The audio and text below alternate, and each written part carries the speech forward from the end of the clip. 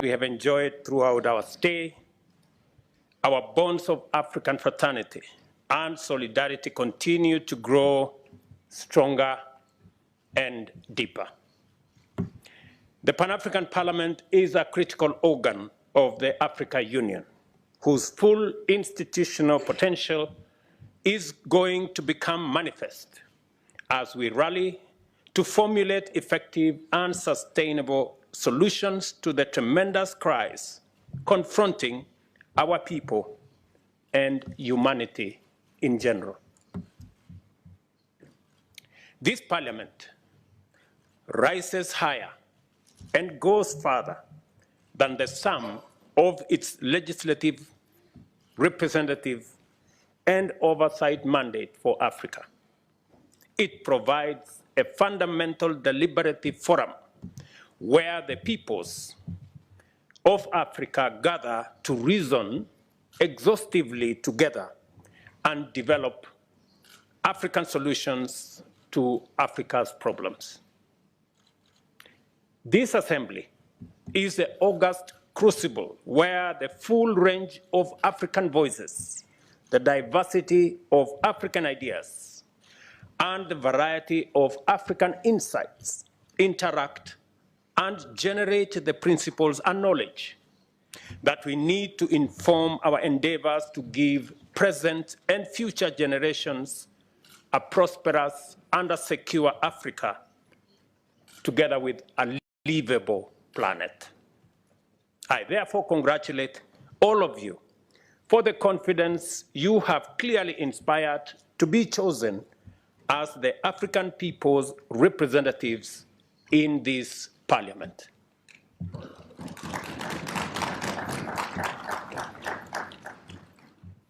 You take your seats in this House at a very critical time for Africa and the world. The world is presently confronted with a daunting array of multifaceted challenges, which range from the pandemic recovery to the existential threat of climate change. There is also the prevailing adverse financial environment characterized by increasing interest rates and looming debt distress affecting Africa and the many other regions, not forgetting the complex security implications of a delicate geopolitical crisis. At this time, your leadership as members of this House is more vital than ever to guide and support all other institutions of the African Union in pursuit of a new, ambitious, and inspiring vision. It is a time to be bold, to be strong and resolute enough to confront these challenges with greater unity and greater commitment. It is time to extend our forefathers' Pan-African dream into a brave new world in order to bequeath the people of Africa and our future generations a much better, more secure, and prosperous Africa that plays its role. And we are the continent of young people, hungry for better life and a clear role in the world affairs. Unfortunately, however, the discursive profile of the continent has too often been focused on the challenges and the difficulties we face and the assistance we need in a way that depicts us as chronically subordinate, eternally vulnerable, and perpetually incapable. As a consequence, an emerging psychology of victimhood implicates both African and global leadership in a politics of pity and helplessness. It also denies the world's youngest continent, repository of unparalleled abundance, the agency to articulate appropriate solutions for its own problems and to offer its unique, indispensable contribution on the broader global stage. I am persuaded that our generation of African leaders has the historic mandate to retire this unhelpful profile and in its place articulate a more accurate and compelling portrait of Africa that is both faithful to fact, yet also developmentally inspirational. Through this fundamental shift, we have the opportunity to empower and mobilize our people to drive transformation, attract investment, and inspire partnerships and collaborations across the world. I see a tremendously decisive role for yourselves as members of the Pan-African Parliament, since you represent the voices of Africans on all issues pertaining to every sphere and sector of individual and collective endeavor. Please don't let us down.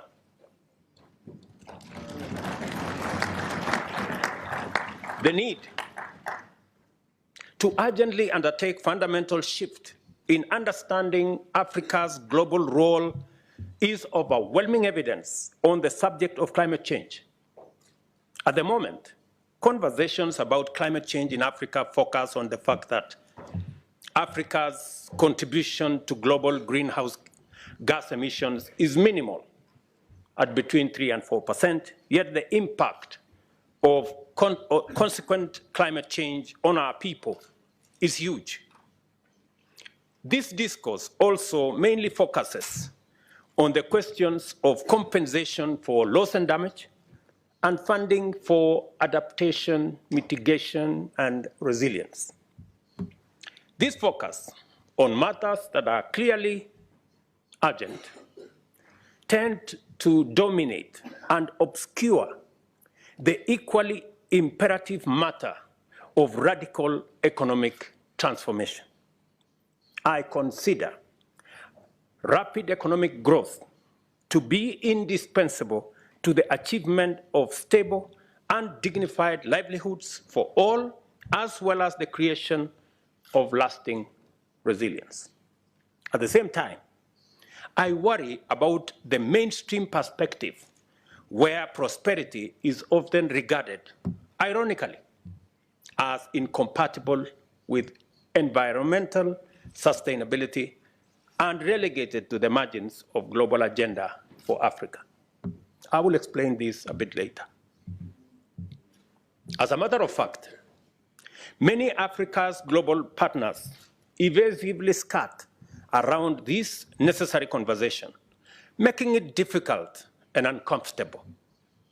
Explicitly and implicitly, they encourage Africa to focus on managing the consequences of climate change, since only others in the global north are understood to possess the capacity to solve the global problems of such character and magnitude. This unjust dynamic is unnecessary, inappropriate, and only serves to hold us back from fulfilling our potential.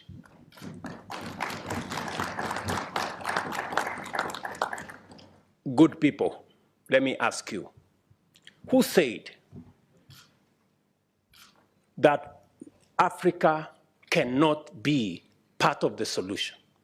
That when Africa is being discussed, it's only being discussed in the context of the problems.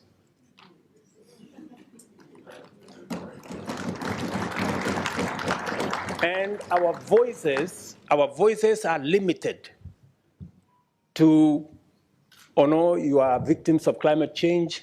We will help you to manage situation. We will manage you to deal with adaptation.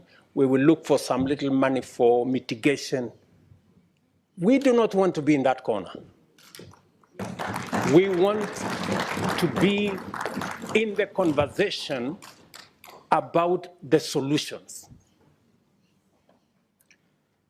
And we have what it takes. And shortly, I will be proposing to you why I consider that, in fact, The reason why we have been in a circus for all these years, it's because we as Africans have not stepped forward with our capabilities to provide the solution to this challenge of climate change.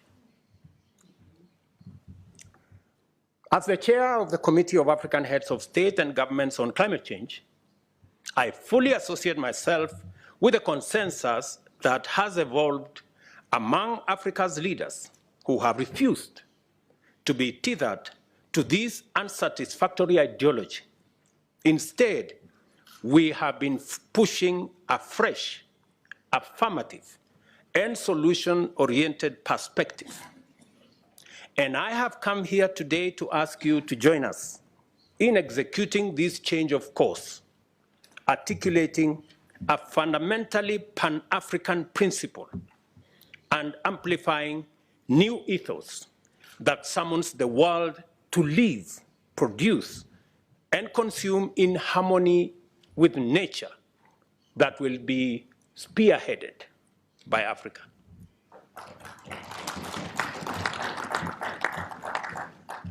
The single most important priority commitment that will propel Africa to lasting security, sustainable stability, and shared prosperity is an opportunity-oriented focus on climate change. Our continent's abundant wealth of natural resources, immense endowments of untapped green renewable energy, our youthful demographic profile, and our increasingly enlarging market precisely constitute the fundamental elements required to mitigate and then reverse climate change while driving a new green industrial revolution. Africa's untapped renewable energy. Let me give you some numbers. Africa's untapped renewable energy potential is more than 50 times the world's cumulative demand by 2030. The continent's untapped solar, wind, and geothermal potential is rated as super abundant in most African countries, meaning the potential is over 1,000 times the current demand. Yet, nearly 600 million Africans lack access to electricity, while another 150 million have highly unreliable access, and a whopping 900 million Africans have no access to clean cooking energy. Just imagine the paradox that we are in the middle of plenty while living in scarcity. The primary cause of Africa's minimal investment in exploiting its abundant green energy potential is the lack of energy-intense anchor demand. Such demand would make investment in additional energy generation capacity bankable and render universal energy access possible. Scientists tell us that achieving the net zero emissions by 2050 is imperative to sustain human civilization. Failure to reach this target will lead to devastating and irreversible impacts on ecosystems, weather patterns, and sea levels. At present rates, it will be extremely difficult, if not altogether impossible, for the world's industrial nations and fast-growing emerging economies to achieve net zero goals on time. The only way for the world to achieve this net zero aspiration by 2050 is for countries which presently have net negative emissions, as we do in most of Africa. And I really want you to listen to me on this point, because this is the turning point.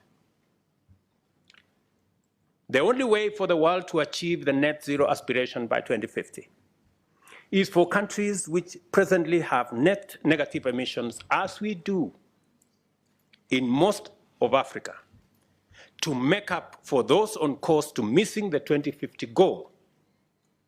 The implication of this scenario is that African countries are uniquely positioned to limit own emissions and at the same time contribute reductions everywhere. We are not only in a position that we can limit our own emissions, but we can assist others. We can contribute to the reduction by others. The opportunity, therefore, exists to provide energy access for all Africans by 2030, while reducing total emissions from energy generation by creating green industrial capacity in Africa, thus positioning the continent to support the global net zero ambition. The clearest path is to relocate global industrial production capacity to Africa and therefore meet Africa's as well as world's growing demand for goods and services. Let me take that again so that we are clear. The clearest path available to humanity, not just to us, available to humanity, is to relocate global industrial production capacity to Africa and therefore meet Africa's as well as the world's growing demand for goods and services in a green-first manner that also enables the continent to leapfrog the industrial development path taken by the global north. An African green industrial capacity will not only serve global demand, but it will also decarbonize global production, thereby fulfilling humanity's most ambitious climate goals. This is the very honest conversation we want to have.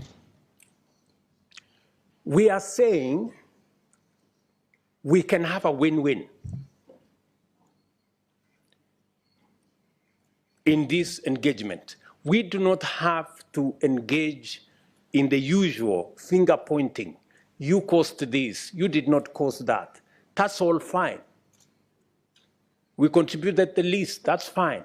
We are suffering the most, that's okay. But we can together agree on a solution that carries everybody. And that is the proposition we are having as the leadership of this continent. We are not selfish. We are willing to share, to present our resources so that we can not only solve our problem, but we can solve the global problem of climate change.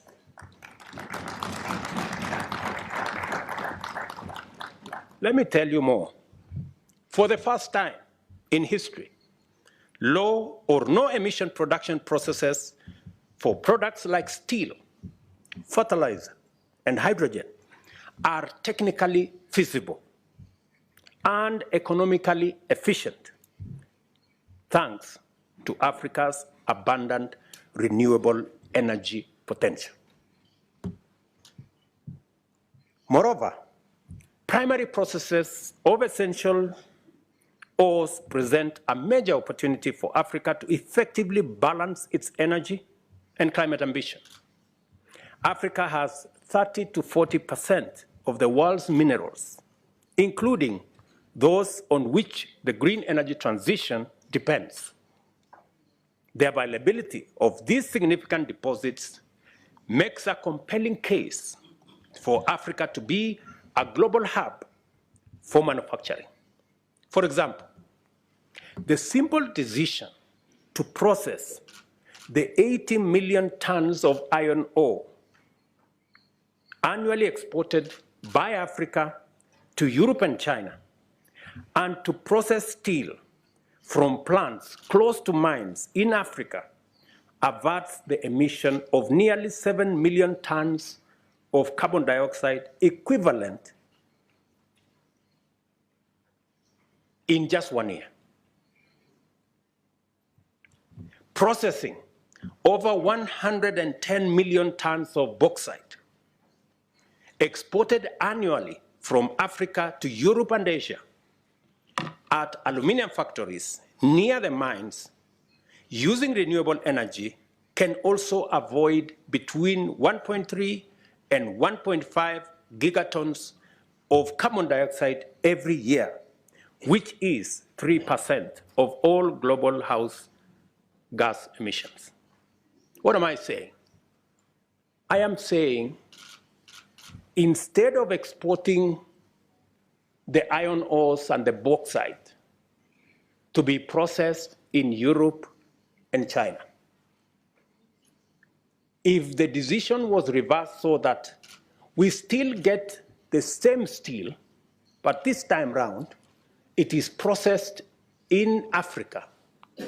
You don't have to transport the ores. Use the renewable energy in Africa instead of the fossil fuel and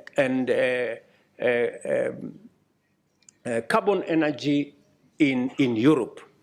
It is a simple decision. We will still get the steel for everybody, but let's change the paradigm. Instead of transporting iron ore and engaging in huge footprints of carbon, let us process the iron ores and the bauxite in Africa. And we are willing, once it is processed in Africa, we will sell the steel to our friends. We will do two things. We will have created jobs in our continent.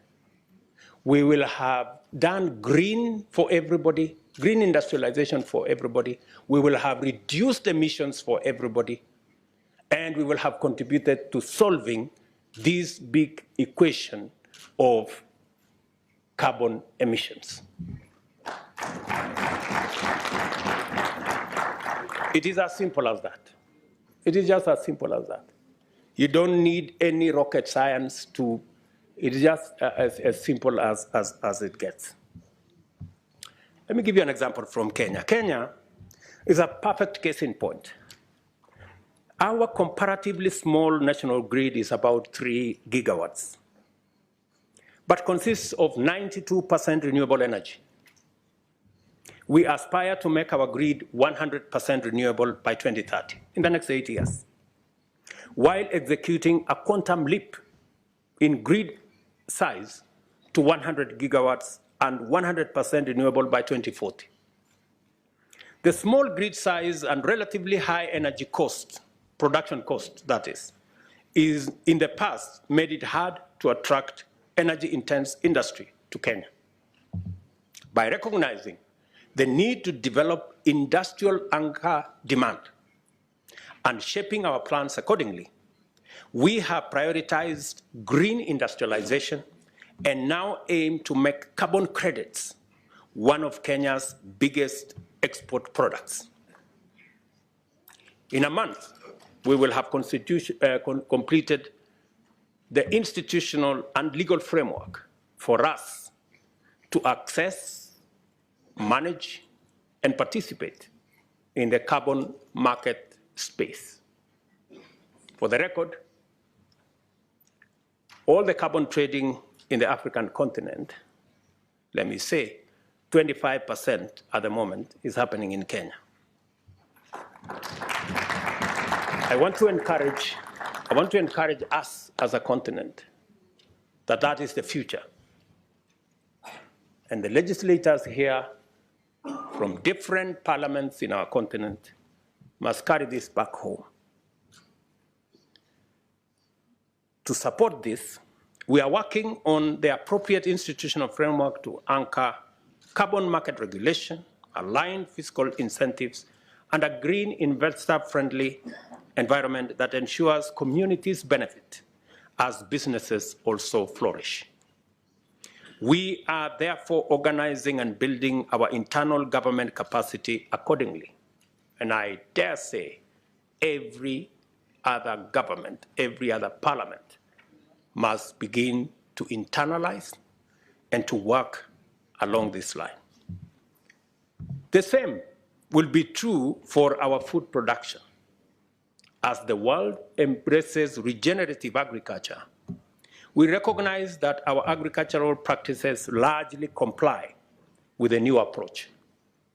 We must therefore commit to apply productive technologies driven by renewable energy, such as solar-powered irrigation, along with resilient seed varieties, to increase our yields, and farming in climate-smart ways to generate soil health and additional carbon revenues. It is essential to point out the additional benefits of relocating industrial production to Africa in terms of strengthening our balance of trade, ease pressure on our currencies, and mitigating the vulnerability arising out of dependency on capricious supply chains, as is the case in our fertilizer supply. Case in point is what happened in Ukraine and Russia. We have all it takes to grow our industries and make Africa the clean, green factory of the world. My call today is for us to do so in a way that is green from the start, so as to capitalize on the exclusive competitive advantage we have. No other continent has the advantage that we have as a continent. Another major opportunity for the continent is in carbon removal using hybrid solutions, including nature-based and technological solutions. Our continent has the potential to remove over 300 million tons of CO2 per year through nature-based solutions such as landscape restoration, reforestation, and mangrove forest protection and expansion. These measures, at a carbon price of $50 per ton, could provide in excess of $15 billion in revenue, create more than 85 million jobs, and improve millions of livelihoods. Of course, I am well aware that the prices we currently get on average are $5 per ton. It is unacceptably unfair given that everywhere else prices go up to between 100 and 200 $200 per ton. That's the conversation we need to have. We need a carbon market that has integrity. And this way, we wouldn't be asking for money for debt. We wouldn't be asking for debt relief. We wouldn't be begging for grants and aid. We will be making a positive contribution to humanity and earning out of the assets of our continent. Regarding engineered solutions, Kenya startups are exploring the use of the Rift Valley geological formations for mineralized storage to replicate the success reported elsewhere in geologically comparable landscapes, such as in the Iceland. If you can generate carbon credits in Iceland, we can also generate carbon credits from the fissures in the Rift Valley. Market and market access are issues of cardinal significance as we articulate growth strategies centered on green development opportunities in our continent. We must also establish enabling policies and regulations that foster incentives to make Africa an attractive destination for the growing pool of global capital seeking climate positive opportunities. The Africa Continental Free Trade Area Agreement is a major step in the right direction to the extent that it seeks to enhance trade within the continent and presents the continent as one large trading area. It is absolutely essential to set up a sound global regime of trade and market with robust incentives for low emission production of goods and services with lower emissions. Such a framework would position Africa as the world's most competitive industrial, investment, and trade destination. I wish to direct your attention, to the European Union's carbon border adjustment mechanism and the potential negative impact it will have on African exports. I hope some of you are aware of this mechanism. Our exports are produced in older and smaller industrial facilities that are not managed to minimize emissions compared to their European counterparts. The EU's mechanism is transmitting the most emphatic demand signal and lays down a set of incentives that make low-emission production competitive. This is exactly what Africa can offer through transition. Instead of looking at it as a barrier, we should change it and make it a bridge. We have a responsibility to ensure that global carbon markets maintain the highest standards of integrity to most efficiently channel benefits and rewards to communities that do the hard work of protecting and expanding carbon sinks or innovating new ways to avoid or permanently remove greenhouse gases. Our international partners must provide market access and make the right kind of capital available to invest in our potential. On finance and capital, at the Paris Agreement, as well as earlier in Copenhagen in 2009, it had been agreed that developed countries would make available US $100 billion every year for developing countries. Disappointingly, as expected, the amount has never materialized. As a result, this figure has become increasingly contentious and divisive in every other conference. By contrast, I invite you to consider the Global Finance Alliance for Net Zero, which was launched in COP26 in Glasgow. The alliance unites nearly 600 financial institutions. And I'm told there is a good gentleman who has made a presentation to us from the European Union. The alliance unites nearly 600 financial institutions who have jointly invested US $4 billion in energy transition towards net zero, an amount that African investment opportunities we've hardly tapped into. This variety of capital that is out in search of green investment opportunities is tapping into a rapidly growing global demand.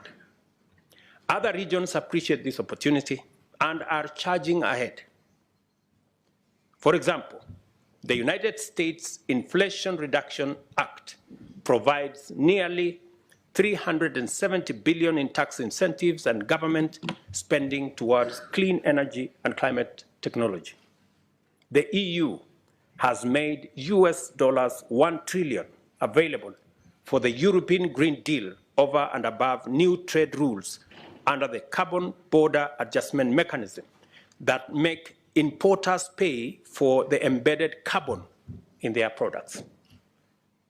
The planet simply cannot afford to channel a paltry 0.6% of renewable investment in Africa at a time when the continent is home to over 40% of the planet's best renewable energy resources.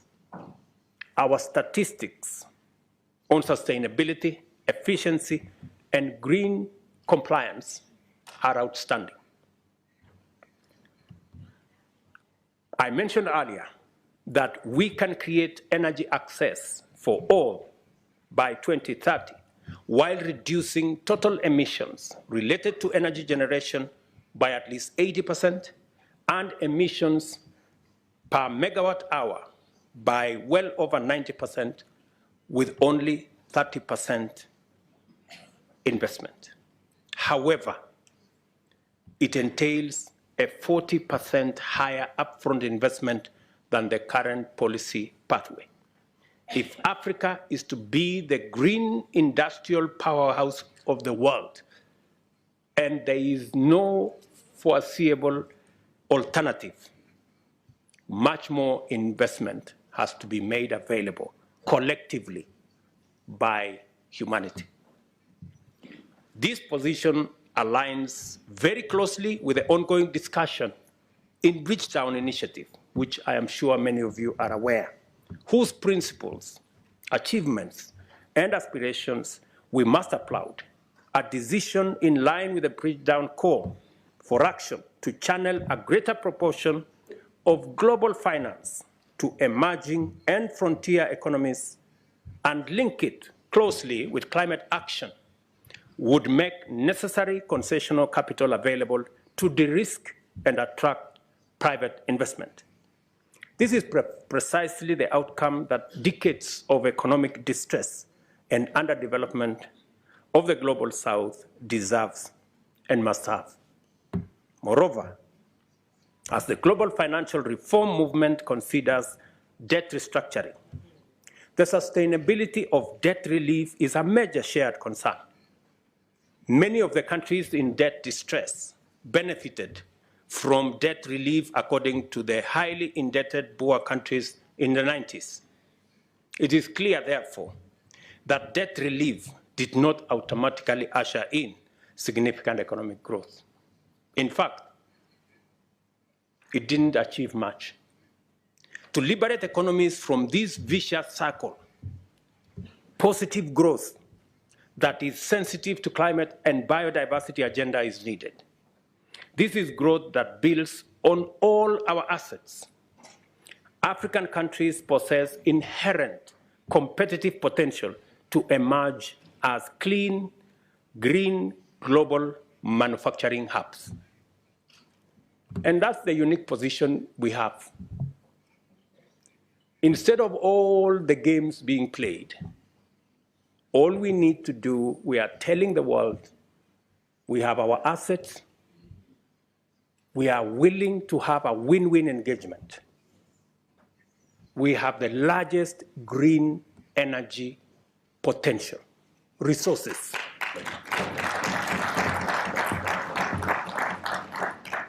The world has no choice. We cannot continue the fossil fuel-fired industrialization. It has to change.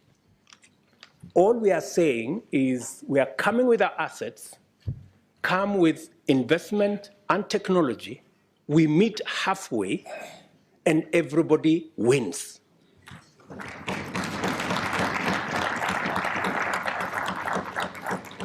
That's all we are saying. We are tired of complaining. We are tired of being victims. We want to be part of the solution. Don't consign Africa to the margins of problems and being victims and managing adaptation. We have better proposals that can get all of us out of the quagmire that we are all in.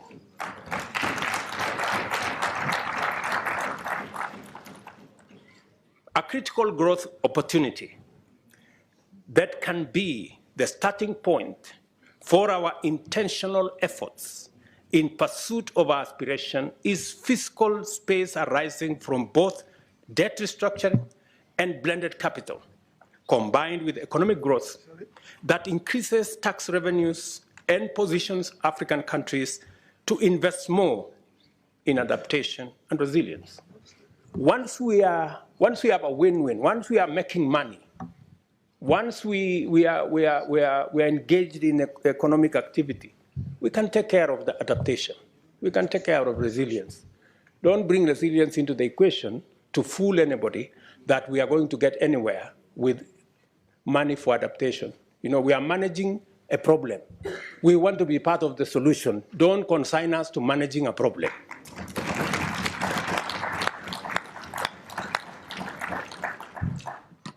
I submit to you, in this esteemed assembly, my good friends, that by taking these measures with a degree of both urgency and resolve, Africa's leaders can energize our economies and inspire the people with a new vision centered on investment and growth, which is in harmony with our planet. In doing so, our generation will have discharged a tremendous historic developmental mandate while realizing our common global ambition to arrest and ultimately reverse climate change. We will also make it possible for our economies to meet the needs and fulfill the hopes of a young workforce, which grows at an annual rate of about 30 million young people in our continent, requiring us to generate millions of decent jobs every year. Your work, honorable members, therefore, is clearly cut out, and your assignment very well defined. By facilitating robust and continuous discourse on the broadest cross-section of Africa, this Parliament will simultaneously employ the federative transmission of ideas from discrete grassroots agencies to the global and continental, multilateral and intergovernmental fora, and at the same time engage the devolutionary mechanisms of domesticating global standards and international norms. Although the theme of this session is the African continent at crossroads, our discussion has enlarged our field of deliberation to encapsulate possibilities that transcend our defining dilemma of past decades. For a while, Africa has struggled with an implied trade-off between economic growth and prosperity on one hand, and environmental sustainability on the other. We can now agree that given the transitional imperative, it is possible for Africa to execute clean, green industrialization that can enable the rest of the world attain the net zero target as well. We finally have the answer to the dilemma, and with it, our way out of the thematic crossroads. Simply, Africa is the answer. We don't have to be at the crossroads.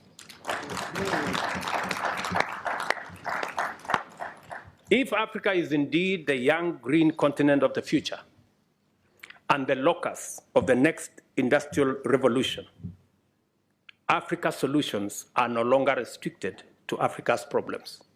They also address humanity's problems effectively, global problems effectively. So we can confidently say that African solutions can actually provide global solutions.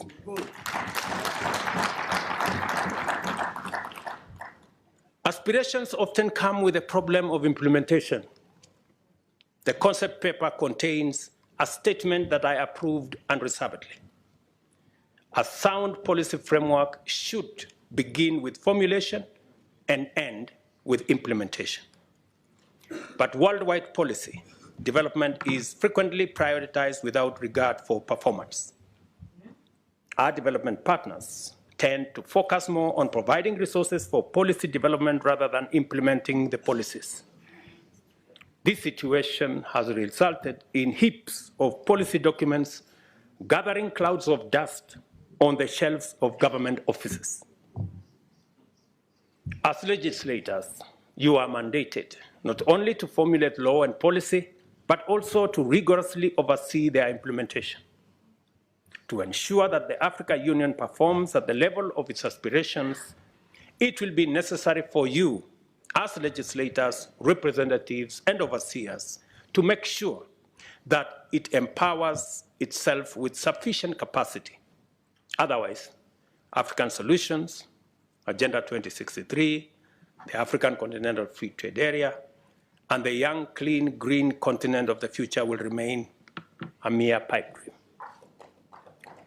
I want to persuade you. The power you enjoy today is delegated to you. The authority you enjoy today is delegated to you by the people of our continent. And let me remind you that the authority that you wield comes with responsibility. And responsibility comes with accountability. our Africa Union, we have to rethink the architecture, the governance structure of our Africa Union. This parliament must provide the accountability mechanisms to make sure that all the structures of the Africa Union ultimately are answerable to the people of this continent.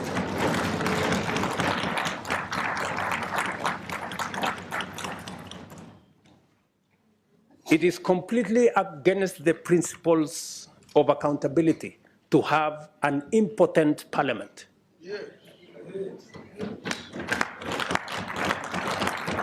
A parliament that cannot approve the budget of our organization.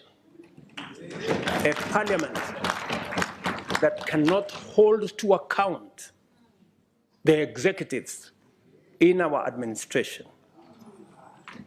is not the kind of parliament the people of Africa envisaged, is not the kind of parliament our forefathers envisaged when constituting our union.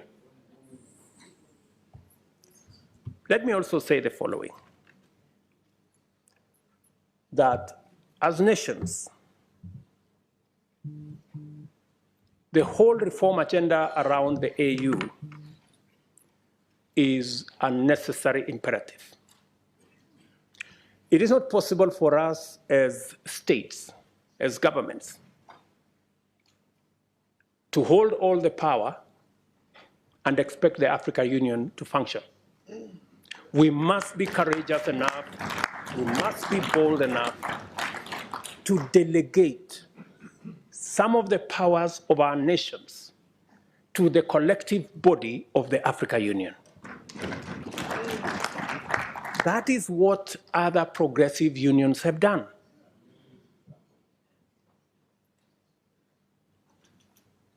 It is not possible for us to continue to engage with the rest of the world the way we are doing. The budget of Africa Union,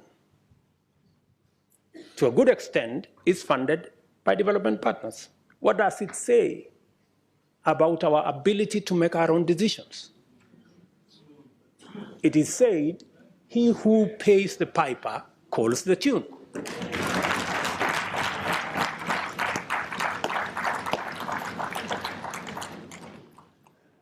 As things stand today, and I say this with tremendous respect,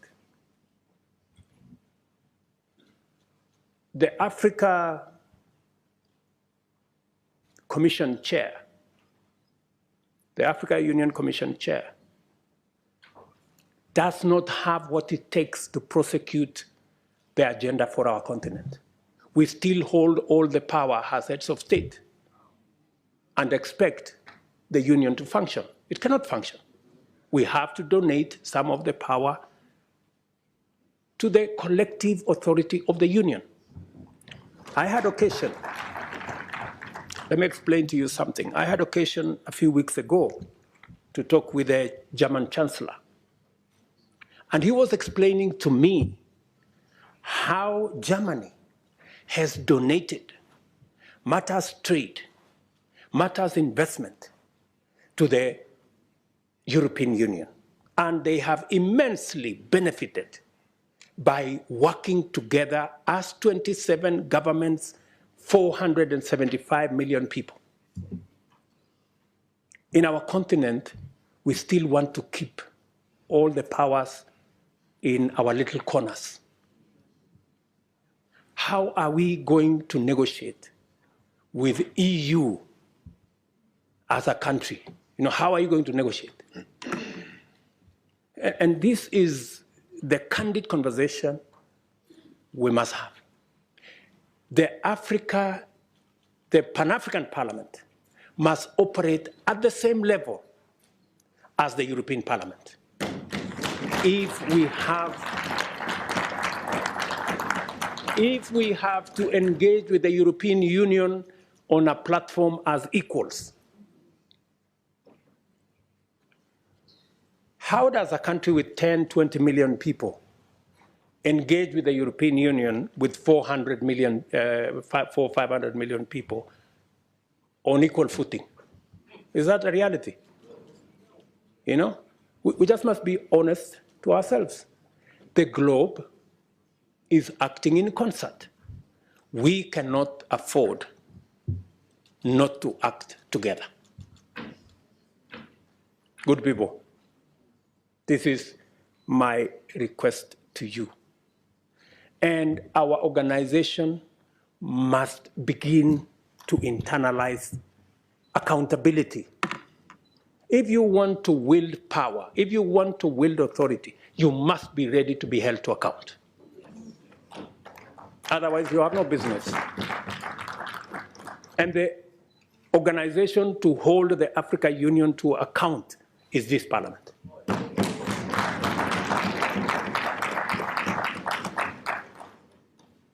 So what am I saying? For example, let me give you another example. We have been to US Africa. We have been to some other engagement with other countries. Now we have been invited for Russia-Africa Summit. We have made a decision, very respectfully as heads of state in Africa, that any engagement with other partners must be an engagement of equals. And for it to be meaningful,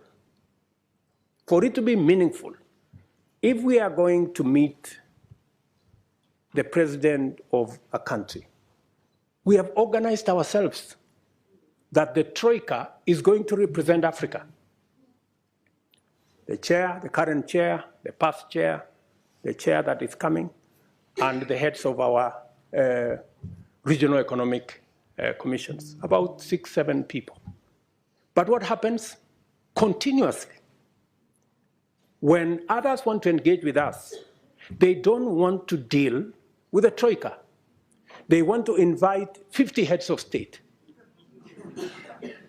So we go to a meeting, just explain to me what kind of outcome you expect where 50 heads of state are sitting. Everybody is asked to speak to 1.5 minutes. You speak to one for 1.5 minutes. What kind of engagement are you going to get? You're going to get nothing, right? The best that you get is photographs.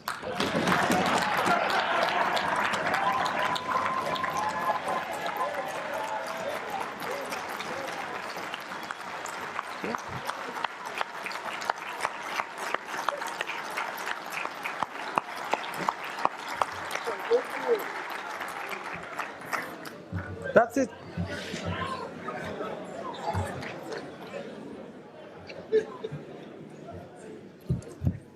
Precisely. You get these photographs.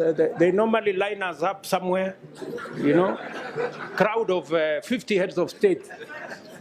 You know, and that's all we come home with, you know, because there isn't time to engage any serious country that wants to engage with Africa, yeah, must respect first our architecture. If we have said we are going to be represented by the Troika, why are you inviting 50 people unless you want to sabotage the whole discussion?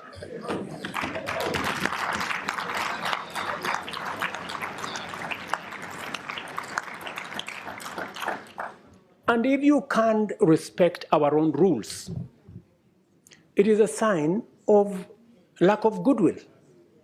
I mean, you must, so that when we engage, you know, if we have a smaller group of 5 people, then you can have a meaningful conversation.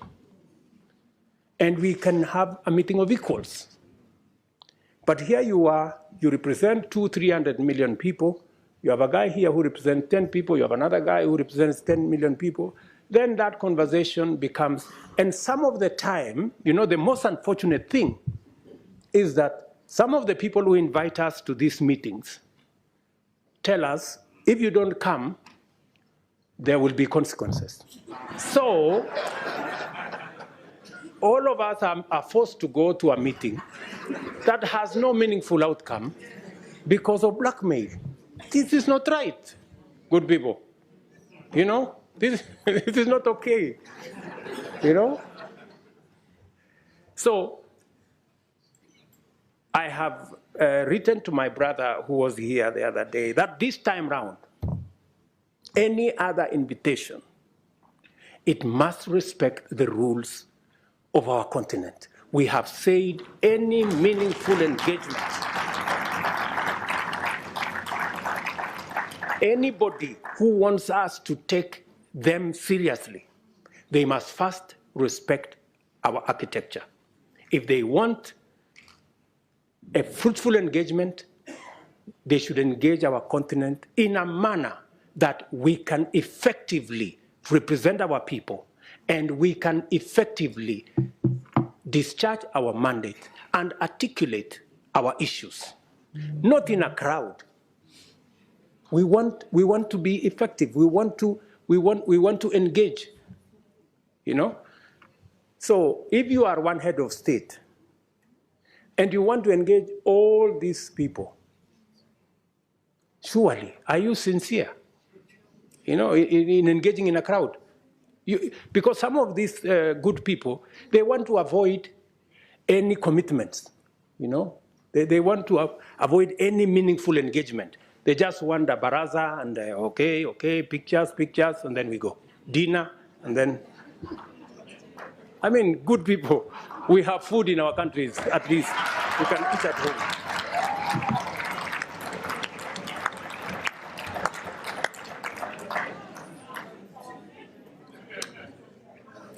The Africa Union reform agenda must therefore become a priority this session.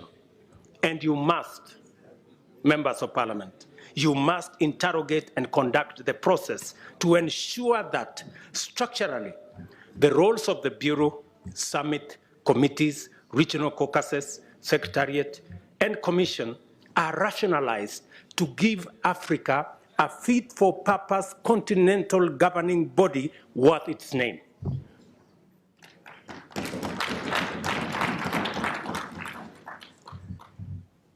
To do so, this Honorable Assembly must urgently review the funding arrangements to ensure that Africa Union budgets are financed primarily by members and secondarily by external partners.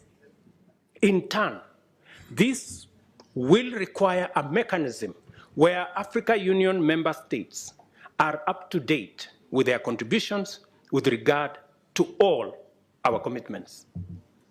As matters stand, our most core mandates depend on the goodwill of development partners. Just imagine, including critical peace and security matters, that our own peace and security fund is funded by development partners more than is funded by us as heads of state and countries.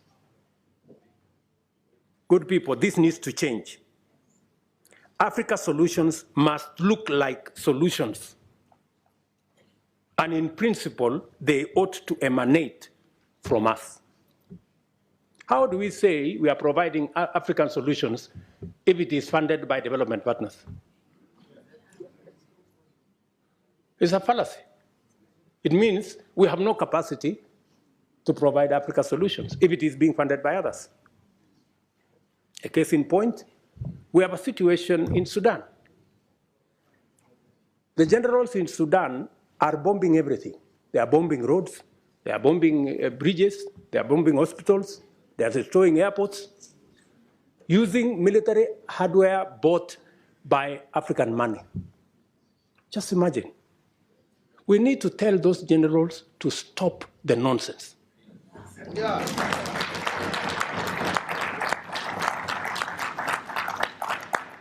Military capacity is for fighting criminals and terrorists. It is not for fighting children and women and destroying our own infrastructure.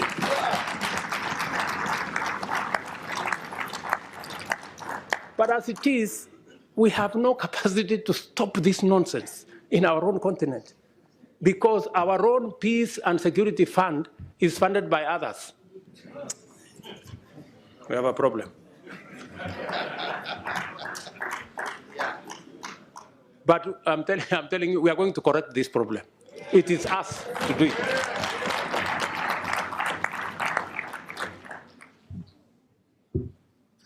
Let me also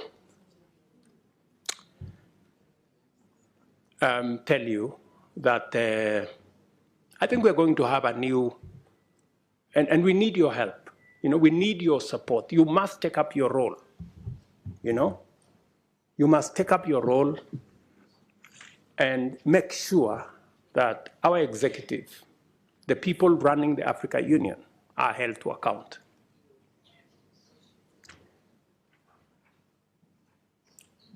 With this vision in mind, I sought and was privileged to receive the approval of the African Heads of State and Government Summit to have the honor of hosting the Africa Climate Summit in Nairobi this year in September. This will be a major gathering of African and global leaders to deliberate and consolidate a clear African position and clear African voice as we project our agenda in the global stock take engagements and the build-up to COP28. The summit also provides an opportunity to highlight and forge consensus on the modalities of unlocking Africa's vast potential to positively impact the climate agenda and rally the world to tap into the numerous opportunities that Africa presents towards global net zero. This will not be another morning summit where we are mourning about our situation. We are going to boldly tell the world we will contribute positively to a solution, and we have what it takes. I invite you all to Nairobi to join us at that summit and to take part in that broader journey and vision for Africa to hold meaningful discussions with global partners. I have told you, Africa heads of state and governments have resolved that partnership summits by external parties shall be reviewed with a view to providing an effective framework for African Union partnerships. And we are going to work together in that manner. Another proposition I want to make to you is the United Nations. This is an important forum for transacting global affairs in diplomacy, peace, security, and trade, among others. But Africa, a continent of 1.2 billion people and a GDP of close to $2 trillion,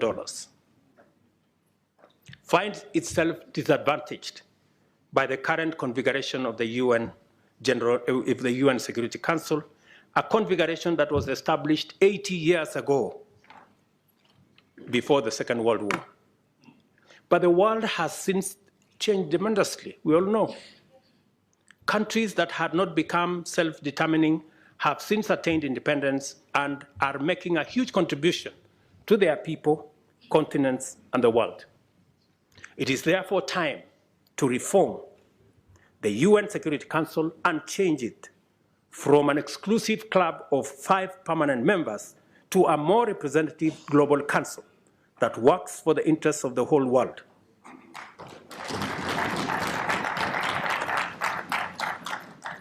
We have said Africa must have, at the minimum, 2 permanent seats at the Security Council. And by the way, we are being very modest. Yeah, we are being very modest because we are understanding. We must therefore work together to make our continent prosperous, for that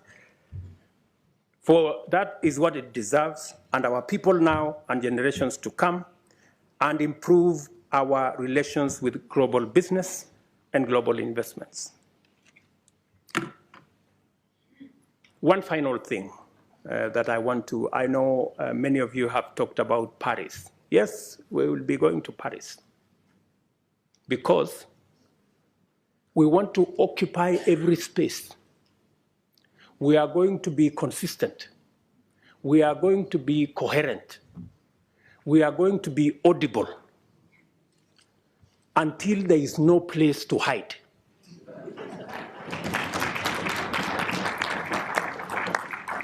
Yeah? Until the conferences are stopped. Otherwise, we will make them noisy, we will make them messy, and there will be consequences. If we are not heard, we are refusing to stay on the margins anymore. Yeah? We want to be at the table. Because we are told the risk of not being at the table is that you could be in the menu.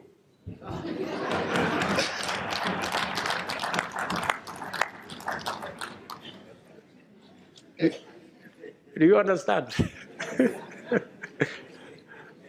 So we are going to occupy every space. And we have been gentlemen for far too long. We are now going to appropriate our place because we have a contribution to make. Ladies and gentlemen, thank you very much for listening to me. I don't take it for granted. And God bless you.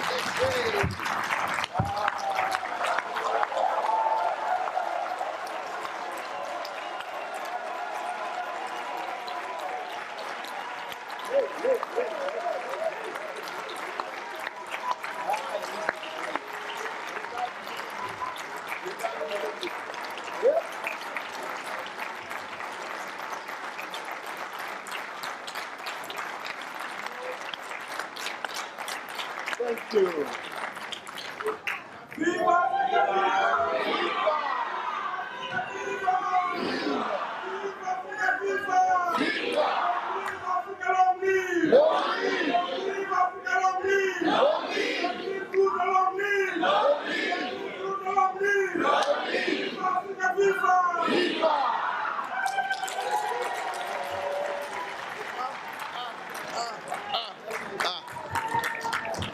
What do we want?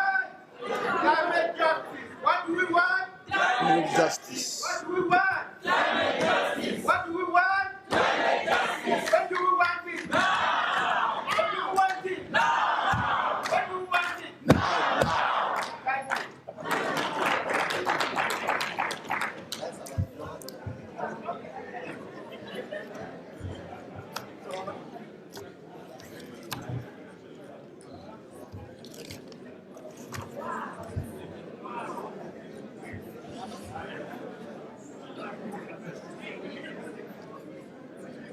I have nothing to say. I have nothing to say.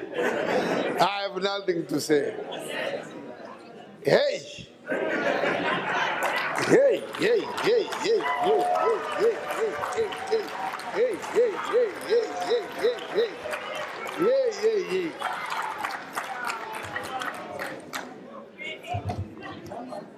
Your Excellency, Your Excellency, I am standing here saying, what can I say? Nothing but to just thank you, nothing more. Just thank you. Hey. Yeah. Yeah. At one point, I could see 80% seated and wondering, looking at you like this, wondering whether this is coming from a president of this continent. People have always wanted to hear what you say, but they don't hear it. You know, you spoke as if you were this side, not this side. Look, look, look, look. You have propelled Africa to another higher level. I tell you. We now have gained confidence in our leadership on this continent. We really have confidence. We now have hope. And those that are aspiring, because this parliament has produced, as we said yesterday, a number of heads of state from this parliament. The current president of Seychelles was here 2 years ago. The current president of Namibia was a member of this parliament. Former President Mahama of Ghana was a member of this parliament. Former President of Mali, Keita, was a member of this parliament. Who else? So, now today, Niger President, Niger, Bazoum, Hone Bazoum, he used to sit over there, that side. Bazoum, former member of this parliament. But I want to say, if there are others among you who are also aspiring, I think twice. It is no longer the presidents of yesterday. Things have changed. Look, we now want this caliber.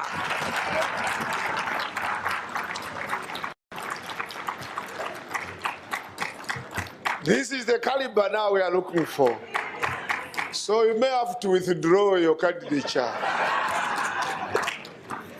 Anyway, if you listened properly, and all of you listened, this can be a speech, a talk, but in my language of academic life, this is not a speech. It is a treatise which lives forever. Treatise.